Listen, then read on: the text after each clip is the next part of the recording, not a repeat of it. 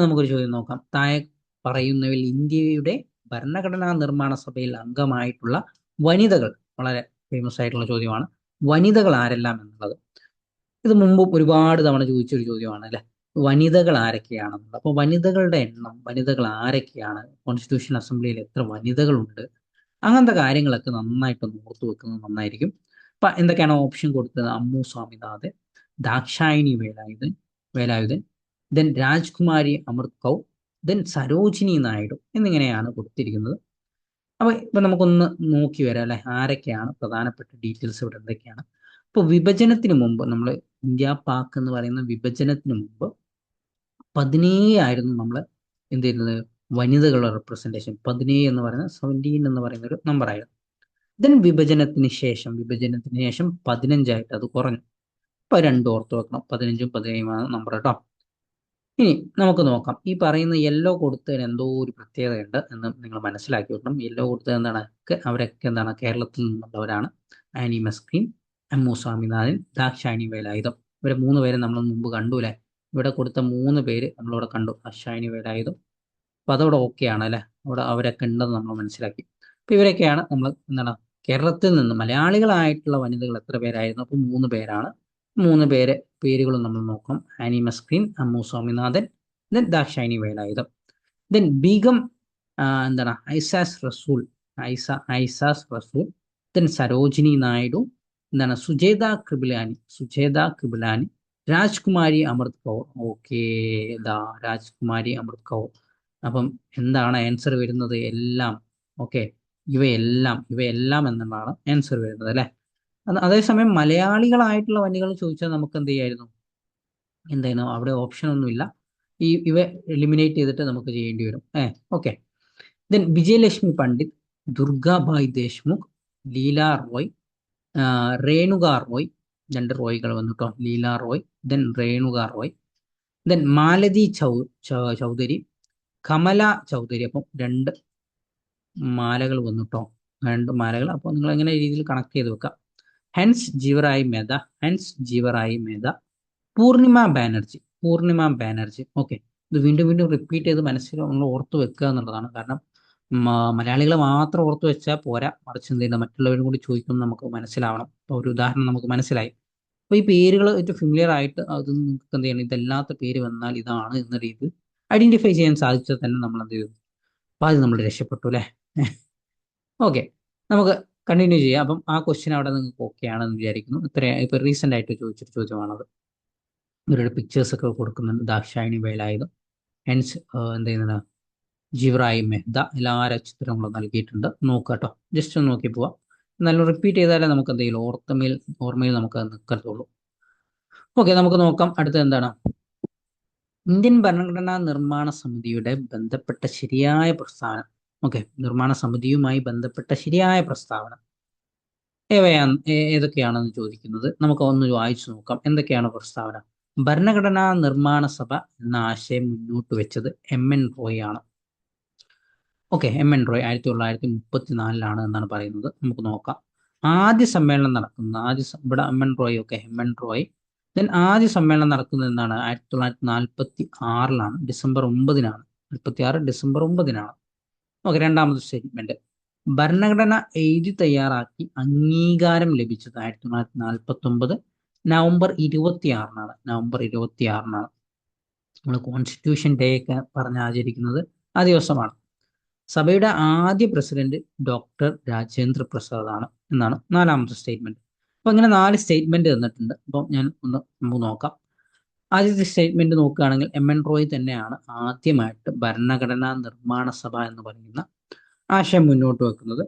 പിന്നെ അതുപോലെ അദ്ദേഹം എന്ത് ചെയ്യുന്ന ഒരു അദ്ദേഹത്തിന്റെ ബുക്കായിരുന്ന ഒരു പാട്രിയോട്ടിക് എന്ന് പറയുന്ന വർക്കിലായിരുന്നു ഇതിനെക്കുറിച്ച് എന്ത് ചെയ്തത്, ആദ്യമായിട്ട് അങ്ങനെ ഇന്ത്യൻ പാട്രിയോട്ടിക് എന്ന് പറയുന്ന അദ്ദേഹത്തിന്റെ ഒരു വർക്കിലായിരുന്നു അദ്ദേഹം ഈ ഒരു ആശയം മുന്നോട്ട് വെച്ച 1934. ദെൻ 1946 ഡിസംബർ 9 നമ്മൾ ആദ്യ സമ്മേളനം നമ്മൾ കൂടുന്നത് എന്താണ്? ഡിസംബർ 9. Okay, December 9. ഡിസംബർ 6 നമ്മൾ രൂപീകരിക്കുന്നത്. രൂപീകരിക്കുന്നതാണ് ഭരണഘടനയല്ല, ഭരണഘടന നിർമ്മാണ സഭ രൂപീകരിക്കുന്നത് ഡിസംബർ 6. ഓക്കെ, ആണല്ലോ, 6 ഡിസംബർ 9. 9 ആദ്യ സമ്മേളനം.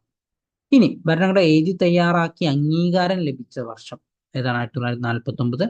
ഇനി ഡേറ്റ് ആണ് നവംബർ 26 തന്നെയാണ് അംഗീകാരം ലഭിച്ചത്. നടപ്പിലാക്കിയത് എന്താണ്? നടപ്പിലാക്കിയത് എന്താണ്? 1950ലാണ്. 1950. ഓക്കെ, ജനുവരി 26-നാണ്. ഓക്കെ, ജനുവരി 26-നാണ്. ആ ഡേറ്റ് ഓർത്ത് വെക്കണം. അപ്പൊ ഇത് രണ്ടും ഫെമിലിയർ ആയിട്ടുള്ള ഏറ്റവും ഫേമസ് ആയിട്ടുള്ള രണ്ട് ഡേറ്റുകളാണ്. നമ്മൾ കോൺസ്റ്റിറ്റ്യൂഷൻ അസംബ്ലിയോ കോൺസ്റ്റിറ്റ്യൂഷനെ കുറിച്ച് പഠിക്കുമ്പോൾ ആദ്യം പഠിക്കുന്ന രണ്ട് ഡേറ്റുകൾ ഇവയാണ്. അപ്പൊ അതുകൊണ്ട് തന്നെ ഫെമിലിയർ ആയിരിക്കും. അതുപോലെ കോൺസ്റ്റിറ്റ്യൂഷന്റെ പ്രിയാമ്പിളിൽ മെൻഷൻ ചെയ്ത ഏക ഡേറ്റ് ഏതെന്ന് വെച്ചാൽ ഈ 49 നവംബർ 26-ആണ്. ഓക്കെ, അത് ഡൗട്ടില്ല. അപ്പം ആദ്യത്തെ മൂന്നെണ്ണം ഓക്കെയാണ്. എന്നാൽ നാലാമത്തെ ചോദിക്കുന്ന ഒരു നാലാമത്തെ സ്റ്റേറ്റ്മെന്റ് വായിക്കുമ്പോൾ നമുക്ക് ചിലപ്പോൾ ഡൗട്ട് വരാം. സഭയുടെ ആദ്യ പ്രസിഡന്റ് ഡോക്ടർ രാജേന്ദ്ര പ്രസാദ് ആണ്. അതൊരു തെറ്റായ സ്റ്റേറ്റ്മെന്റ് ആണ്. എങ്ങനെയാണ് തെറ്റാവുന്നത് വെച്ചാൽ, അതിനു മുമ്പ് താൽക്കാലിക പ്രസിഡന്റ് എന്ന് പറഞ്ഞിട്ട് നമ്മൾ സച്ചിദാനന്ദ സിൻഹയെ പ്രായത്തിന്റെ അടിസ്ഥാനത്തിൽ ഏറ്റവും മുതിർന്ന, ഏറ്റവും സീനിയർ പേഴ്സൺ എന്ന നിലയിൽ അദ്ദേഹത്തെയായിരുന്നു നമ്മൾ എന്ത് ചെയ്യുന്നത്, ഈ പറഞ്ഞ ഡിസംബർ 9 നടന്ന സമ്മേളനത്തിൽ നമ്മൾ എന്ത് ചെയ്യുന്നത്, തിരഞ്ഞെടുക്കുന്നത് എന്നുള്ളതാണ്. അപ്പൊ ആദ്യ സമ്മേളനത്തിൽ നമ്മൾ ഉണ്ടാക്കിയ ഒരു പ്രധാനപ്പെട്ട ഒരു തീരുമാനമായിരുന്നു ഇത്, ഈ പറയുന്ന ഡിസംബർ 9 തന്നെയാണ് എന്ത് ചെയ്യുന്നത്, സച്ചിദാനന്ദ സിൻഹയെ നമ്മൾ ടെമ്പററി അല്ലെങ്കിൽ താൽക്കാലിക പ്രസിഡന്റ് ആയിട്ട് തിരഞ്ഞെടുക്കുന്നത്. ഓക്കെ ആണല്ലോ. അപ്പൊ അതുകൊണ്ട് തന്നെ ഈ സ്റ്റേറ്റ്മെന്റ് എന്ത് ചെയ്യുന്നുണ്ട്, അവിടെ തെറ്റായി പോകുന്നുണ്ട്. ഇതേമാണ് പിന്നീട് വന്ന് നമ്മൾ പെർമനന്റ് ആയിട്ടുള്ള ശരിക്കുള്ള എന്താണ് കോൺസ്റ്റിറ്റ്യൂഷൻ അസംബ്ലിന്റെ ഫസ്റ്റ് പ്രസിഡന്റ് എന്ന് പറയുമ്പോൾ അവിടെ സച്ചിദാനന്ദ സിൻഹ അവിടെ ഫസ്റ്റ് ആയിട്ട് വരുന്നത് കൊണ്ടാണ് ആ സ്റ്റേറ്റ്മെന്റ് അവിടെ തെറ്റായി പോകുന്നത്. ഓക്കെ, കുറച്ച് ട്രിക്കിയാണ്. നമ്മൾ ഒറ്റയടിക്കൊന്നും ചിലപ്പോൾ പെട്ടെന്ന് കിട്ടിയെന്നില്ല. ആ രീതിയിൽ ചിന്തിക്കുമ്പോൾ എന്താണ്, ഇത് തെറ്റാണ്. ഓക്കെ ഓക്കെ അടുത്ത് നമുക്ക് നോക്കാം. ജവഹർലാൽ നെഹ്റു ഭരണഘടനാ നിർമ്മാണ സമിതിയുടെ അസംബ്ലിയിൽ അവതരിപ്പിച്ച ലക്ഷ്യപ്രമേയം അഥവാ ഒബ്ജക്റ്റീവ് റെസൊല്യൂഷന്റെ അടിസ്ഥാനത്തിൽ തയ്യാറാക്കിയ ഭരണഘടനയുടെ ഭാഗം ഏതാണ്? സിമ്പിളാണ്. എന്താണ്? ആമുഖമാണ് അഥവാ പ്രിയാമ്പിൾ ആണ്. ആമുഖമെന്നും പ്രിയാമ്പിൾ ഒക്കെ തന്നാൽ നിങ്ങൾ എഴുതാൻ സാധിക്കണം. അപ്പൊ അവിടെ 2-3 ഡേറ്റ് ഓർത്ത് വെക്കണം. 1946 ഡിസംബർ 13. എന്താണ്? ഡിസംബർ 13. ഓക്കെ, ഡിസംബർ 13 എന്ന് പറഞ്ഞ ഡേറ്റ് ഇദ്ദേഹം എന്ത് ചെയ്തു, ജവഹർലാൽ നെഹ്റു നമ്മൾ എന്ത് ചെയ്തു, ഈ കോൺസ്റ്റിറ്റ്യൂഷൻ അസംബ്ലിയിൽ ഭരണഘടനാ നിർമ്മാണ സഭയിൽ അദ്ദേഹത്തിന്റെ ലക്ഷ്യപ്രമേയം അവതരിപ്പിക്കുകയാണ്. ഇത് അവതരിപ്പിച്ച് തൊട്ടടുത്ത വർഷം എന്ന് പറഞ്ഞാൽ 1927 ഏതാണ്, ജനുവരി ഏതാണ് 22 എന്ന് പറയുന്ന ഡേറ്റും കൂടി ഓർത്ത് നോക്കുക. അന്നാണ് എന്ത് ചെയ്യുന്നത്, ഈ അവതരിപ്പിച്ച ലക്ഷ്യപ്രമേയം എന്ത് ചെയ്യുന്നത്, പാസ്സാവുന്നത്. ഓക്കെയാണോ? രണ്ട് ഡേറ്റ് നമ്മൾ പറഞ്ഞിട്ടുള്ളൂ. ഡിസംബർ 13, 1946 ഡിസംബർ 13 എന്ത് ചെയ്യുന്നു, ലക്ഷ്യപ്രമേയം നെഹ്റു അവതരിപ്പിക്കുന്നു കോൺസ്റ്റിറ്റ്യൂഷൻ അസംബ്ലിയിൽ. ജനുവരി 22, അതായത് അടുത്ത വർഷം 1947 ഒക്കെ ആണല്ലോ എഴുതി വെച്ചത്, സോറി. സോ 47 എന്ത് ചെയ്യുന്നു, ഇത് നമ്മൾ 1947 എന്ത് ചെയ്യുന്നു, ജാനുവരി 22 എന്ന് പറയുന്ന ഡേറ്റിന് എന്ത് ചെയ്യുന്നു, ഇത് നമ്മൾ എന്ത് ചെയ്യുന്നു, പാസ്സാക്കുന്നു. നമ്മൾ ലക്ഷ്യപ്രമേയം പാസ്സാക്കുന്ന ഡേറ്റാണ്. അപ്പൊ രണ്ട് ഡേറ്റും വളരെ ഇമ്പോർട്ടൻ്റ് ആണ്. ഇനി ഒരു ചോദ്യം ഇതാ, ഡോക്ടർ സച്ചിദാനന്ദ സിൻഹയുടെ അധ്യക്ഷതയിൽ ചേർന്ന ഭരണഘടനാ നിർമ്മാണ സമിതിയുടെ ആദ്യ സമ്മേളനം നമ്മൾ നേരത്തെ പഠിച്ചു. ആദ്യ സമ്മേളനം എന്നാണ് എന്ന് നമ്മൾ പഠിച്ചിട്ടുണ്ട്. അപ്പം ഇത് തന്നെ നമുക്ക് ആദ്യം ഇങ്ങനെ എലിമിനേറ്റ് ചെയ്യേണ്ട ആവശ്യമൊന്നുമില്ല, നിങ്ങൾക്ക് ഓൾറെഡി അറിയാം. എന്നാലും നമുക്ക് ഒരു ചുമ്മാ ചെയ്ത് നോക്കാം. എന്താണ് ഈ ഡിസംബർ 9 ഉണ്ട് ഇവിടെ, പക്ഷെ 1949 എന്തിനാ നമ്മളൊന്നും ഇങ്ങനെ കൺഫ്യൂഷൻ ആക്കാൻ. ഒറ്റയടിക്കൊക്കെ നമ്മൾ കോൺഫിഡൻസിൽ പോയിട്ട് കുത്തുകയാണെങ്കിൽ ചിലപ്പോൾ അവിടെ കുത്തിപ്പോയില്ലോ, അങ്ങനെ കുത്തട്ടെ എന്ന് വെച്ചിട്ടാണ്. ഈ ഡേറ്റ് നമുക്കറിയാം, ഇൻഡിപെൻഡൻസ് കിട്ടിയ ഡേറ്റ് ആണ്. ഇതാണ് നമ്മളെ ആൻസർ എന്ന് പറയുന്നത്. 1946 ഡിസംബർ 9 എന്ന് പറയുന്നത് ആദ്യത്തെ സമ്മേളനം. ഈ സമ്മേളനത്തിൽ നമ്മൾ സംഭവിക്കുന്ന കുറച്ച് കാര്യങ്ങൾ പറഞ്ഞത്, സച്ചിദാനന്ദ സിൻഹയെ എന്ത് ചെയ്യും, നമ്മൾ തിരഞ്ഞെടുക്കുന്നു എന്നുള്ള ഒരു പ്രധാനപ്പെട്ടതാണ്. ഓക്കെ, ദെൻ അതുപോലെ ആദ്യമായി അഭിസംബോധന ചെയ്ത നമ്മൾ JB കൃപലാനി അദ്ദേഹം അഭിസംബോധന ചെയ്തത് ഏതാണ്, ഈ ആദ്യ സമ്മേളനത്തിൽ. അതും ഓർത്ത് വെക്കാം. അതുപോലെ കോൺസ്റ്റിറ്റ്യൂഷൻ അസംബ്ലി എന്നാണ് രൂപീകരിച്ചത്, ഡിസംബർ 6. അപ്പോൾ ആ ഡേറ്റും ഓക്കെ ആണല്ലോ. ഡിസംബർ 6, 9. പിന്നെ നമ്മൾ എന്ത് ചെയ്തു, ആ ഡിസംബറിൽ തന്നെ എന്ത് ചെയ്തു, 13 ലക്ഷ്യപ്രമേയം അവതരിപ്പിക്കുന്നു. അത് കഴിഞ്ഞ് ജനുവരി 22 എന്ത് പാസ്സാക്കും. അത്രയും ഡേറ്റുകളൊക്കെ ഒന്ന് ഓർത്ത് വെക്കാം. അപ്പോൾ കോൺസ്റ്റിറ്റ്യൂഷൻ അസംബ്ലിയെ കുറിച്ച് നമ്മൾ എന്ത് ചെയ്യുന്നു, നിർമ്മാണ സഭയെ കുറിച്ച് ഇത് ഏഴാം ക്ലാസ് CRT പുതിയ ടെക്സ്റ്റ് ബുക്കിന്റെ ഏഴാം ക്ലാസ്സിന്റെ ഒരു ഭാഗമാണ്. നമുക്കൊന്ന് വായിച്ചു നോക്കാം എന്തൊക്കെയാണ് ഉൾപ്പെടുത്തിയിരിക്കുന്നത്. ഓക്കെ, ഒന്ന് എന്താണ് പറയുന്നത്, 2 വർഷവും 11 മാസവും 17 ദിവസവുമാണ് നമ്മൾ കോൺസ്റ്റിറ്റ്യൂഷൻ നിർമ്മിക്കാനെടുത്ത സമയം കേട്ടോ, നിർമ്മിക്കാനെടുത്ത സമയമാണ്. അപ്പൊ നോക്ക്, 46 ഡിസംബർ ആണ് കേട്ടോ. അവിടെ ഒരു ഡിസംബർ പറഞ്ഞൊരു മാസം നമുക്ക് കിടക്കാം. നമ്മൾ ഈ ദിവസം നമ്മൾ ശരിക്കും കണക്ക് കൂട്ടുന്നില്ല, ബാക്കി മാസം മാറ്റ് കാര്യങ്ങൾ നമ്മൾ ഓർത്ത് വെക്കുക. ഇതൊന്നും നിങ്ങൾ എന്ത് ചെയ്യുക, അതേപോലെ പഠിച്ചു വെക്കണം. 17 കേട്ടോ, 17 കേട്ടോ. അത് കഴിഞ്ഞ് 47 എന്ത് ചെയ്യുന്നു, 47 ഒരു 1 ഇയർ അവിടെ കിടക്കും, 1 ഇയർ. 48 അതേപോലെ ഒരു 1 ഇയർ ഉണ്ടാവും. Okay, 1 year. ഇതിനെ കഴിഞ്ഞ് 49 അതേപോലെ നമുക്ക് 10 മാസം, നവംബറിലാണ്, നവംബർ 26-നാണ് വരുന്നത്. അപ്പൊ അവിടെ ഒരു എന്ത് ചെയ്യുന്നുണ്ടാവും, 10 മാസം ഉണ്ടാവും. പിന്നെ എന്ത് ചെയ്യും, ഇതും കൂടി കൂട്ടിയാൽ നമുക്ക് എന്ത് ചെയ്യും, 11 മാസം എന്നുള്ളൊരു കണക്ക് കിട്ടും. 2 വർഷം ദെൻ 11 മാസം. ഇപ്പൊ 2 വർഷം 11 മാസം 17 ദിവസം, 17 ദിവസം ഞാൻ ഇവിടെ കാൽക്കുലേറ്റ് ചെയ്യുന്നില്ല, അത് നിങ്ങൾ എന്ത് ചെയ്യാം, പഠിച്ചു വെക്കുക. അപ്പം അതാണ് കാലാവധി. വളരെ ഇമ്പോർട്ടൻ്റ് ആണ്. ചോദിച്ചിട്ടുണ്ട്. എന്താണ്, 2 വർഷം 11 മാസം 17 ദിവസം. 2 വർഷം 11 മാസം 17 ദിവസം. ഓക്കെ ആണല്ലോ, ഓക്കെ ആണ്. ആദ്യ സമ്മേളനം നടന്നത് നമ്മൾ എന്ത് ചെയ്തു, പഠിച്ചു. നമ്മൾ തൊട്ട് മുമ്പ് 2 ക്വസ്റ്റ്യനിൽ കണ്ടു പഠിച്ചു അല്ലെ. എന്തായിരുന്നു ആദ്യ സമ്മേളനം നടന്ന ദിവസം? 46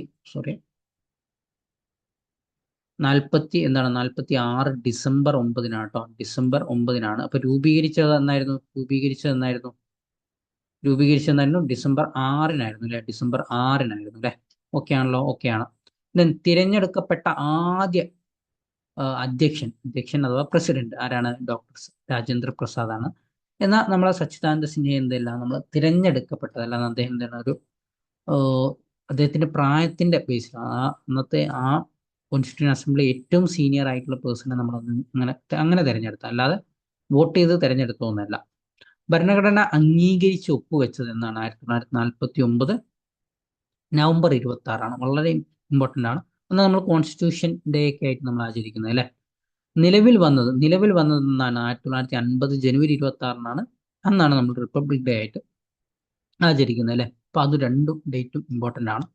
അപ്പം നിങ്ങൾ കുറേയൊക്കെ പഠിച്ചു തുടങ്ങി ഒരു എന്താണ് അത്യാവശ്യമൊക്കെ ആയിട്ടുണ്ട്, നിങ്ങൾ നിർബന്ധമായിട്ടും നിങ്ങളുടെ മൈൻഡിലുള്ള 2 ഡേറ്റുകളായിരിക്കും. ഡ്രാഫ്റ്റിംഗ് കമ്മിറ്റിയുടെ ചെയർമാൻ ആയിട്ടുള്ള എന്താണ്, ഡോക്ടർ ബി ആർ അംബേദ്കർ. ഇതും നിങ്ങൾ ഓർത്ത് വെക്കണം. അതുപോലെ ഡ്രാഫ്റ്റിംഗ് കമ്മിറ്റി രൂപീകരിക്കുന്നത് 1947-ലാണ്. 47-ലാണ്. ഓഗസ്റ്റ് 29-നാണ് കേട്ടോ, ഓഗസ്റ്റ് 29-നാണ്. ആ ഡേറ്റ് ഒന്ന് ഓർത്ത് വെക്കണം കേട്ടോ, അത് ഇമ്പോർട്ടൻ്റ് ആണ്. ഇപ്പൊ ഡ്രാഫ്റ്റിംഗ് കമ്മിറ്റിയുടെ ചെയർമാനാണ് ആരാണ്? ബി ആർ അംബേദ്കർ ആണ്. അത് എന്നാണ് രൂപീകരിക്കുന്നത്? 1947 ഓഗസ്റ്റ് 29-നാണ്. ഓക്കെ ആണല്ലോ. അപ്പം എല്ലാ ഡീറ്റെയിൽസും നമ്മളവിടെ പറഞ്ഞു കഴിഞ്ഞു. സോ അത്രയാണ് നമുക്ക് ഇവിടെ ഡിസ്കസ് ചെയ്യാനുള്ളത്. സോ മറ്റൊരു ക്ലാസ്സിൽ നമുക്ക് എന്ത് ചെയ്യാം, കൂടുതൽ PYQs, നമുക്ക് കൂടുതൽ കാര്യങ്ങളൊക്കെ ഡിസ്കസ് ചെയ്യാം. നിങ്ങളുടെ സജഷൻസും കാര്യങ്ങളൊക്കെ ഉണ്ടെങ്കിൽ നമുക്ക് എന്ത് ചെയ്യാം, കമന്റ് ബോക്സിൽ നമുക്ക് വീണ്ടും കാണാം. ബൈ.